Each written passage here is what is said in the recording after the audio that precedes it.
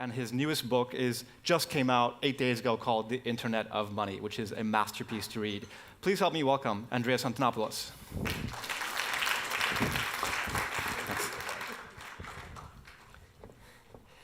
Good morning, everyone. Let's start with a quick poll here.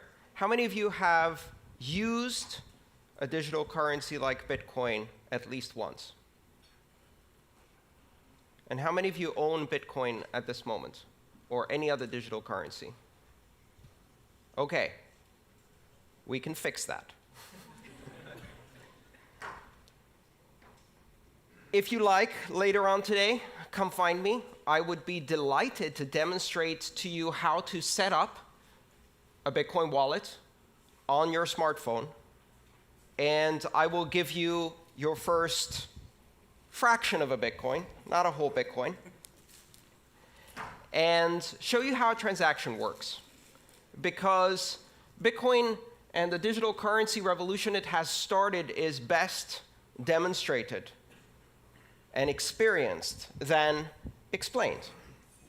It's actually very difficult to explain Bitcoin. I've spent the last 5 years learning how to explain Bitcoin. That is my full-time job. Unfortunately, the developers keep making new stuff, which I then have to explain all over again. So, for a moment, forget everything you think you know about Bitcoin. Forget everything you've heard about blockchain, and let's start from basics. In 2011, I heard about Bitcoin for the first time. And my reaction was exactly the same as the reaction of everybody else who heard about Bitcoin the first time, including its founder.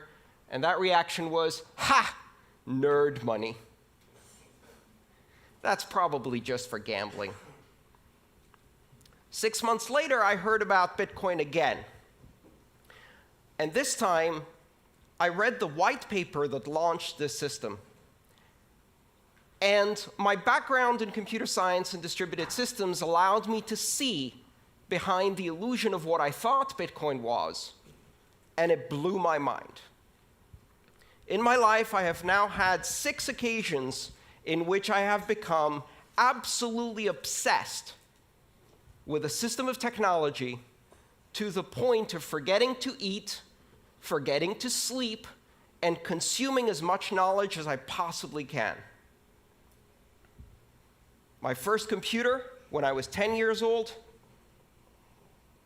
my first programming language experience, my first modem, my first access to the web, the first time I used the web browser, the first time I downloaded and installed the Linux operating system,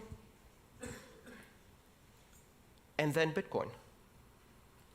When I discovered it, I spent 4 months consuming as much as I could, except food. I lost 26 pounds on the highly inadvisable diet of obsession. I have not emerged from that because I keep finding new layers of depth to understand this. And the reason it's so fascinating is because it isn't what it appears to be at first glance. Bitcoin isn't money. The blockchain isn't a system of currency. It is a platform of trust. It's not a company. It's not a product. It's not a service you sign up for. It's not a currency. Currency is just the first application. It is the concept of decentralization applied to the human communication of value. Because what is money? InQ told us it's an illusion. It's imaginary. And the reason we don't grasp that is because it's so deeply embedded in our civilization. Money is one of the oldest technologies that humanity has. It precedes writing. How do we know that?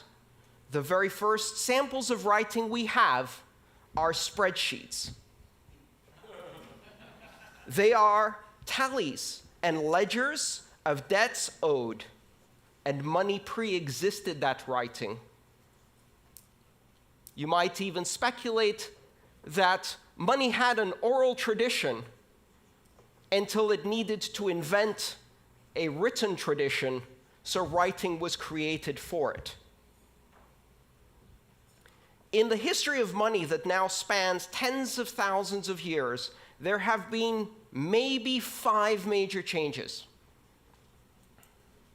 From pure barter exchange to the introduction of the first abstraction of value, shells, feathers, beads, nuts, stones, and then precious metals, and then paper money, and then plastic money, and now network money. Bitcoin introduces a platform on which you can run currency as an application on a network without any central points of control, a system completely decentralized like the internet itself. It is not money for the internet, but the internet of money. And what is money? Money is a language. Money is a linguistic abstraction.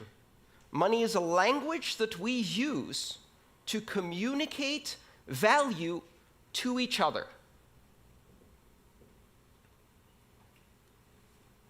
Money simply allows us to express value, and that value may have economic consequences, but it also has other consequences.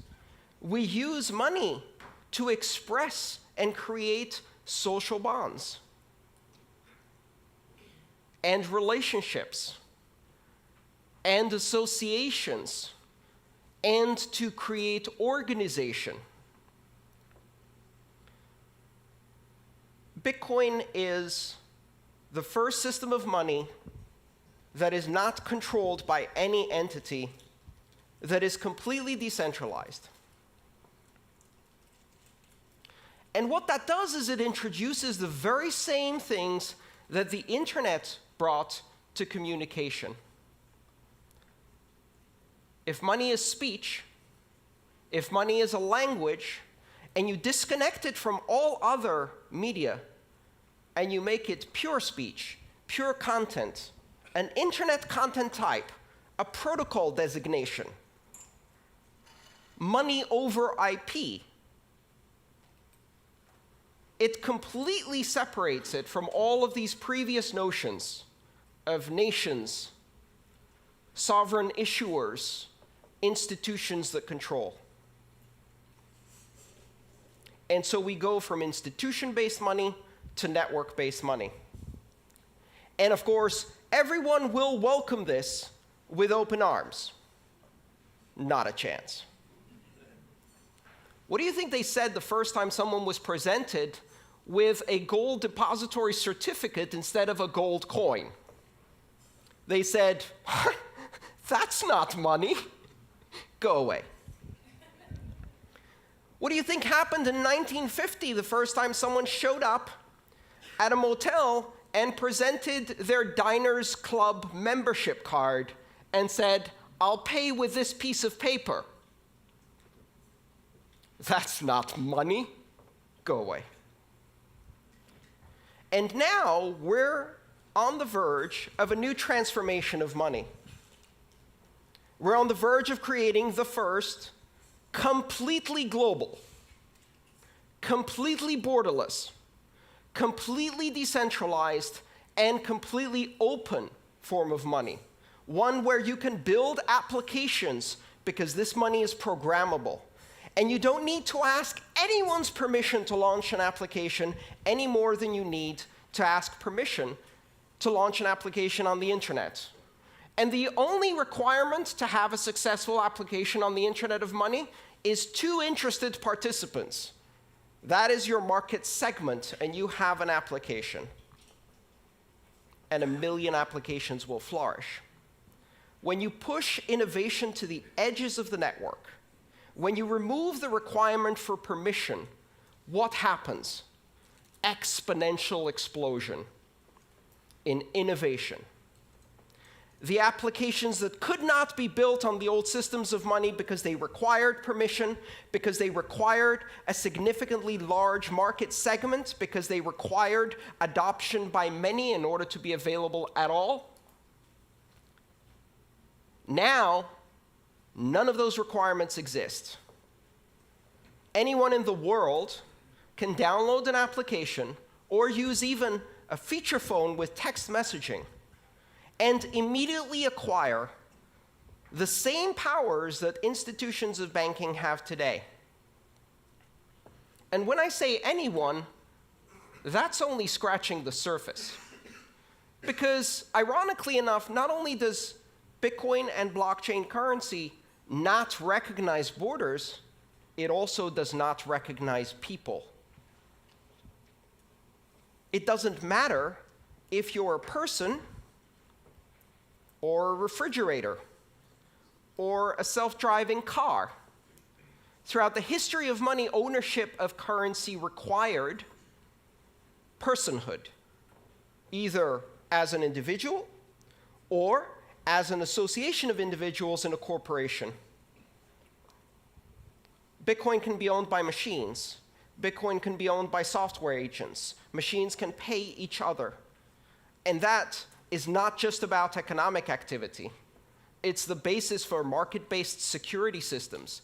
It's the basis for creating bonds of authentication between devices. It's the basis of new applications that have never been done before. Bitcoin and blockchain technology unifies the systems of money.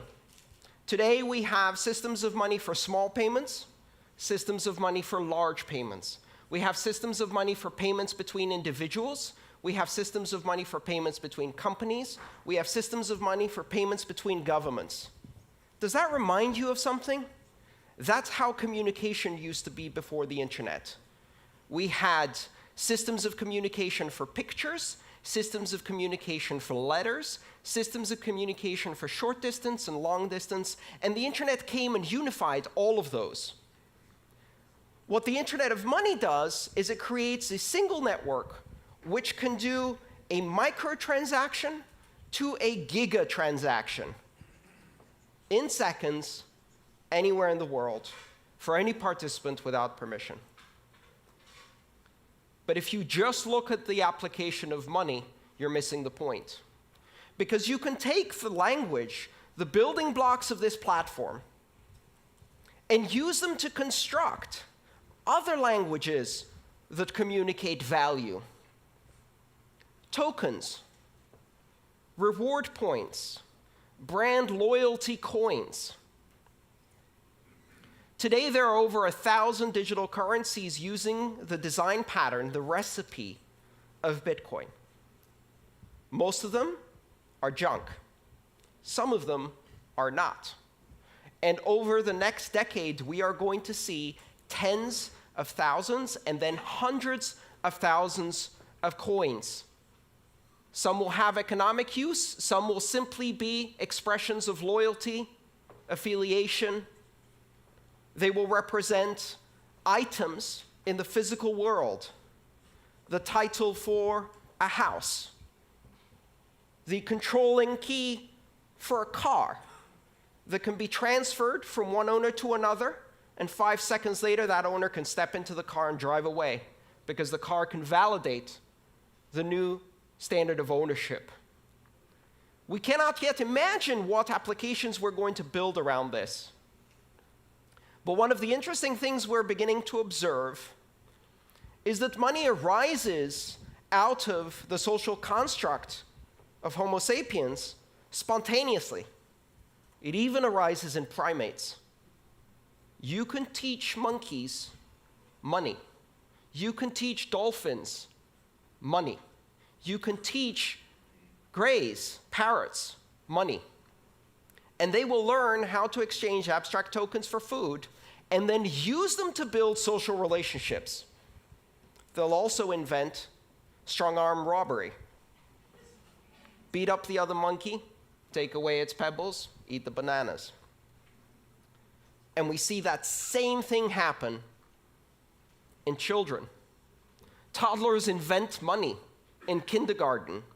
Blocks and rubber bands and Pokemon cards and other little tokens, abstractions of value that they exchange to strengthen social bonds, to express loyalty and friendship, to learn about sharing.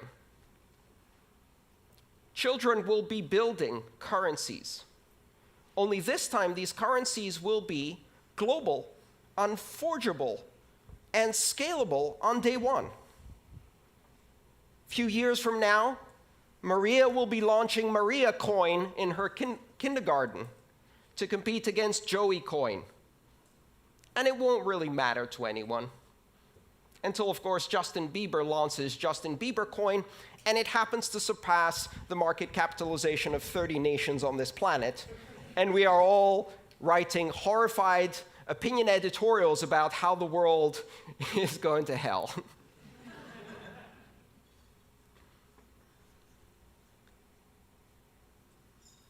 What's happening with this technology is astonishingly deep.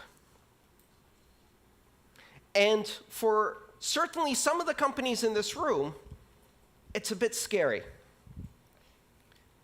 Banking has never been the most innovative sector in the world because there is a very careful balance between innovation and the conservative fiduciary duty that exists in banking, that must exist when you control other people's money.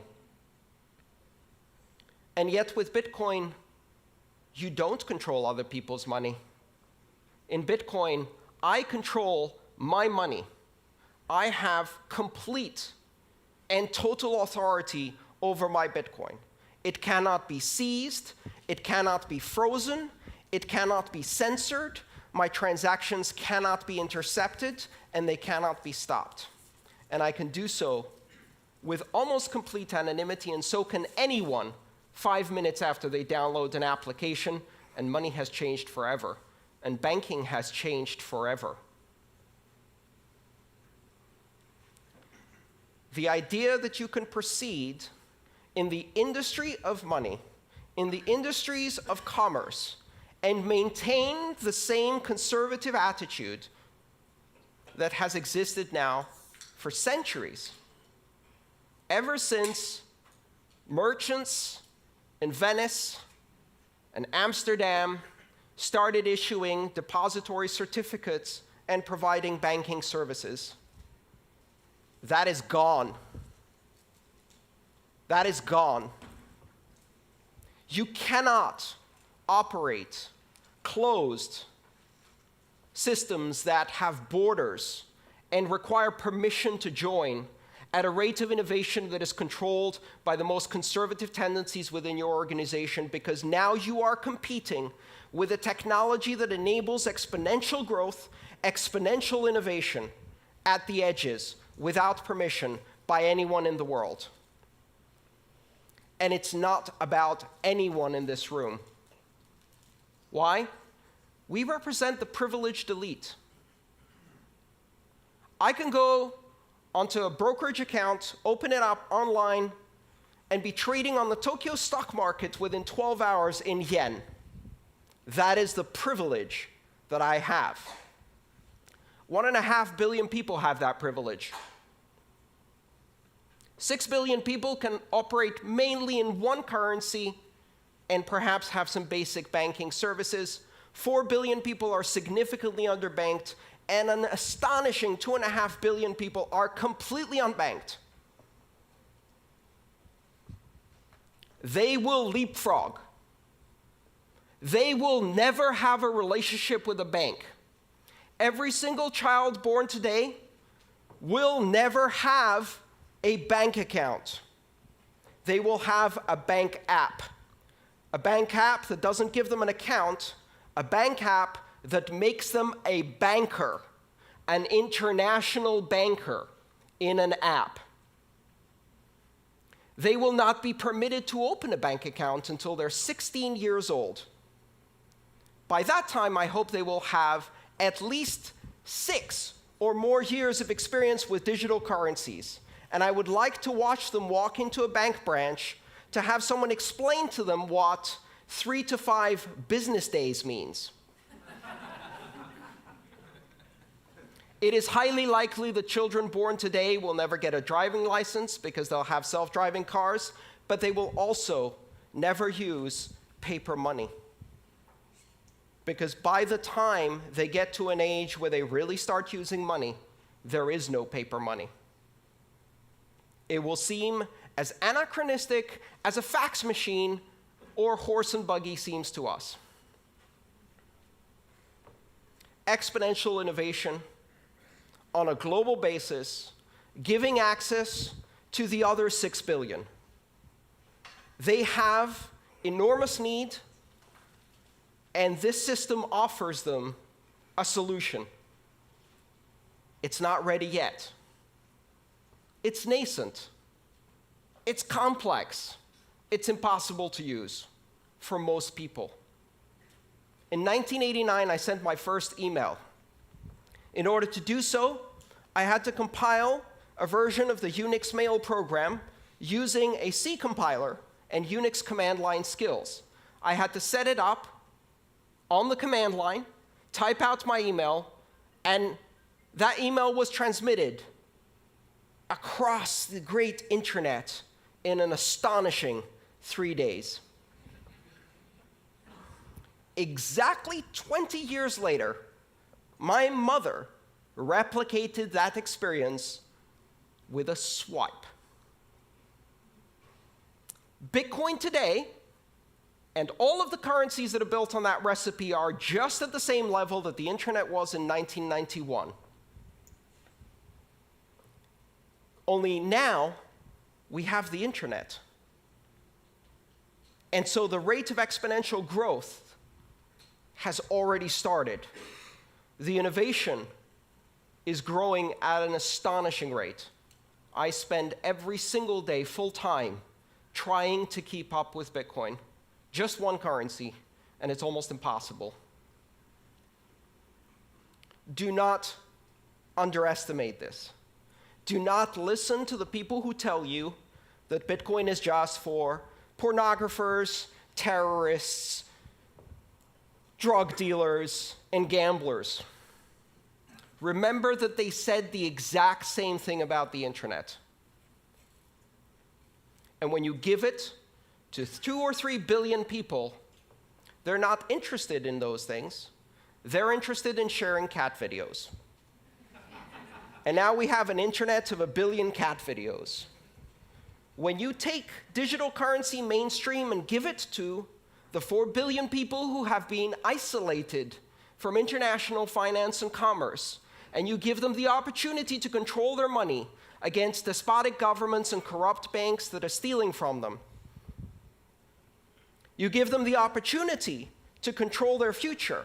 You give them the opportunity to transact with everyone in the world, to own title on their own property in a fully transferable digital token that is recognized everywhere. Control over finance that cannot be seized, frozen, or censored. They will buy food, healthcare, sanitation, education, shelter, because that's what we do. And they will not be denied this technology. Do not underestimate where this is going. The Internet of Money was launched on January 3rd, 2009. It's coming. It's coming faster than you can imagine. It's deeper than you can fathom. It's more sophisticated than you can immediately understand. It takes years of study just to see all of the implications. And it is a gift to the entire world, a technology that represents the 6th greatest innovation in the technology of money, the most ancient technology of our civilization. Thank you.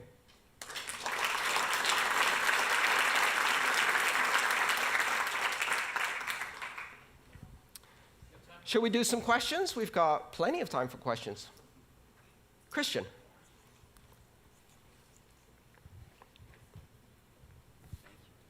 What determines the buying power of the currency? How does it stabilize and what's required to stabilize it? So if I would buy some Bitcoins, who can manipulate the value of that? Everyone. The buying power of Bitcoin is determined in exactly the same way that the buying power of the euro, the British sterling, the Japanese yen, or the US dollar is determined through market forces of supply and demand in international liquid markets that operate around the clock. One of the fundamental differences is that Bitcoin trading never ceases. Has been going continuously for 7 years. The network never stops. Every 10 minutes, Bitcoin's heart beats, and transactions are processed. The exchanges never close. There is no closing price for Bitcoin. It is a rolling average. And in that trading, a market capitalization of approximately $12 billion is now traded internationally. What is $12 billion for a global currency? It's a guppy swimming in shark-infested waters. And every trader, every whale goes in there and just kicks that price around. So right now, the experience of living on Bitcoin, which I have been doing full-time for more than 3 years, is a roller coaster. It's an absolute roller coaster. I've seen shifts of 20 or 30% in a day.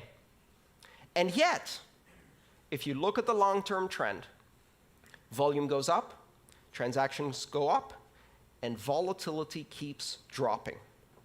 And the beauty of it is, I can't sell that to an American. I can't sell that to a Brit.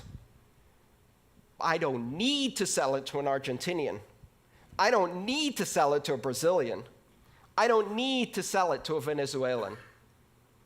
I went to a conference and an Argentinian told me, I'm not worried about volatility. Our currency has volatility like this. Bitcoin has volatility like this. I'd rather be going in that direction. And you don't need to tell them why. Their government threw people out of airplanes not more than 35 years ago for disagreeing. They already know why the separation of state and money is a good idea. And so volatility is relative.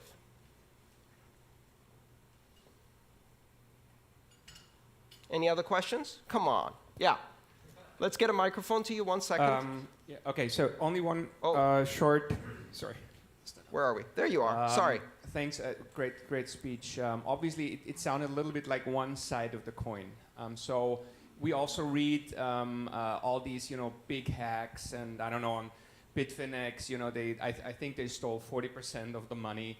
I think also this autonomous organization have been hacked, and all these things. Can you just reflect a little bit on the dark side of those aspects that might not win our full trust into this evolution? Absolutely. The steering wheel was not invented until 30 years after the automobile was introduced. Why? Because the first automobiles had 2 leather straps that you pulled left or right to move the car, to steer the car. They used horse reins to steer cars. That's called skeuomorphic design. It means keeping a shadow of the former past in your new system, failing to see the new dimension, and replicating the past. Here's a currency that is not centralized, where your money is your money. Your keys, your money. Not your keys, not your money. So what is the first thing we do with this new system? We build centralized institutions of custodial control that take other people's money and hold it for them. Well, guess what? The entire history of banking, the entire system of regulation and oversight is based on the simple, centuries-old understanding that when somebody else holds your money, chances are they're going to run away with it. And the entire system of regulation is designed to prevent that, and yet it still happens all the time. in hedge funds, in banks, in national currencies all the time. And so, of course, if you replicate custodial accounts, exchanges that take other people's Bitcoin and concentrate it, it happens again. Even worse, because there are no oversight and regulations in most of these spaces. The answer is really simple. Stop centralizing the decentralized currency. Stop trying to replicate the banking past in the future of money. And the important thing to realize is that security in Bitcoin is an emergent property that exists because of the decentralization of control and power. If I want to hack 1 million customers' Bitcoin and they're holding their keys, I have to hack 1 million customers.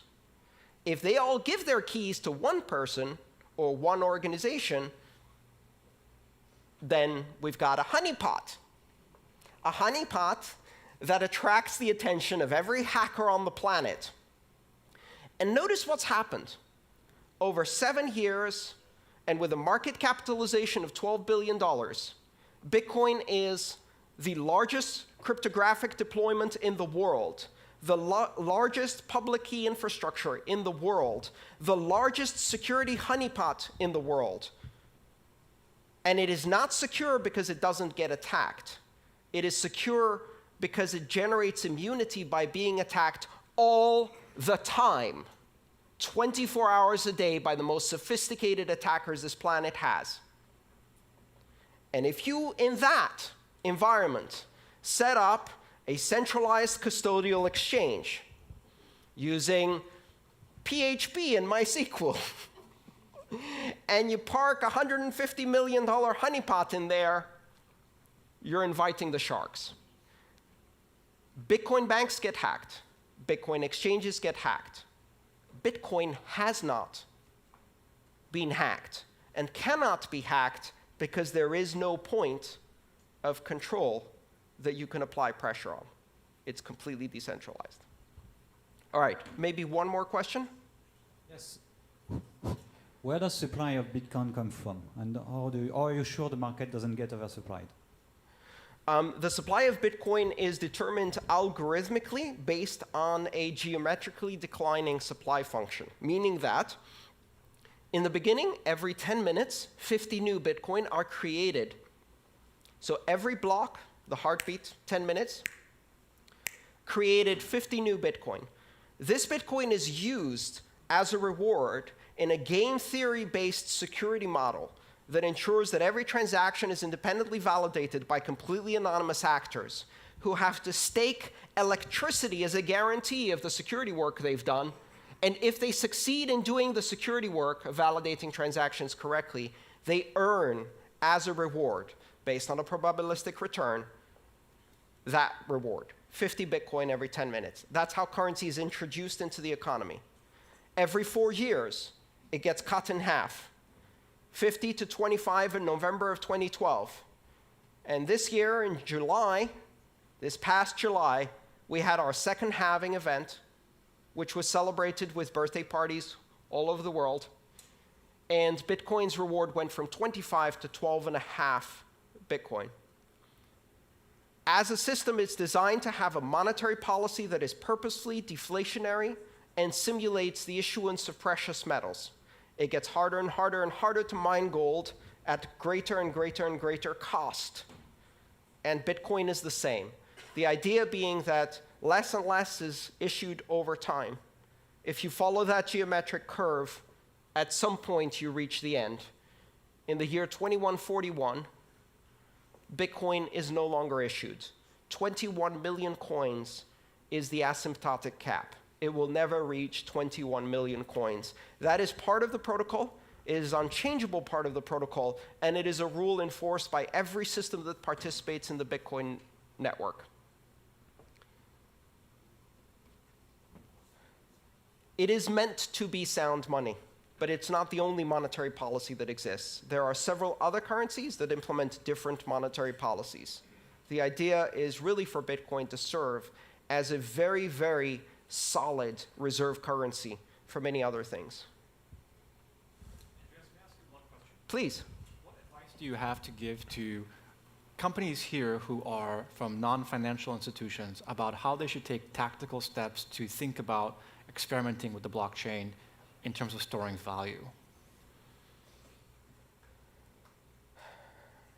I think understanding that it's not just currency, understanding that it is a platform for trust, understanding that it can be used as a historical record of truths that can register information, that it can be used to create all kinds of tokens that can be exchanged between your customers, your suppliers, your manufacturers, that it can also be used simply as a currency for any cross-border transactions, import-export activities, remittances-based flows, paying associates and affiliates, all of the things that today are expensive, slow, and difficult become cheap, fast, and easy when you use one of these digital currencies, but it's still early. For now, learning about it. Here's the one important thing you must understand. You will hear a lot about blockchain. And most of what you hear about blockchain is not the internet of money. It is the intranet of money. The intranet is where you run front page and Outlook and antiquated software in a closed little enclave of your corporate backwaters with stale content and boring apps. And in the end, it's full of viruses anyway because you can't keep it secure. Blockchain that is not open, that is not public, that is not borderless, that is not open for innovation is not what we're talking about here. And that's a really important distinction. It may be useful if you want to run a clearinghouse between 3 banks, maybe. But it's not the internet of money. Thank you so much, Andreas. Thank you. By the way,